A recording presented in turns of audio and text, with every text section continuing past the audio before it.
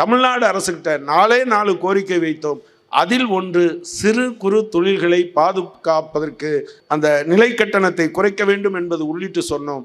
இது நம்முடைய பொருளாதார நடவடிக்கையின் ஜீவாதாரம் என்பதை அரசுகள் புரிந்து கொள்ள வேண்டும். சமீப காலமாக ஒன்றிய அரசாங்கம் கடைபிடிக்கிற கொள்கையின் காரணமாக இந்தியா முழுவதும் சிறு குறு தொழில்கள் மிகப்பெரிய நெருக்கடியில் சிக்கி இருக்கின்றன. நம்ம கொரோனா காலத்தில் ஒரு 6,30,00,000 சிறு குறு தொழில்கள் இந்தியா முழுவதும் இருப்பதாக சொன்னார்கள். இந்த 6,30,00,000 என்பது இப்போது சமீபத்தில் கடந்த செப்டம்பரில் அரசு கணக்கு 60 லட்சம் சிறு குறு தொழில்கள் மூடப்பட்டு இருப்பதாக தெரிகிறது. 5,70,00,000 சிறு குறு தொழில்கள் இப்போது இருக்கிறதாக சொல்லுகிறார்கள். ஆனால் இந்த சிறு குறு தொழில்கள் தான் கிராமப்புறங்களிலும் உள்ளடங்கிய கிராமங்களிலும் உள்ளடங்கிய பகுதிகளிலும் உருவாக்கப்பட்டு 2 பேர் 3 பேர் 5 பேர் 10 பேர் என்று வேலை கொடுக்கிற இடமாக இருக்கிறது.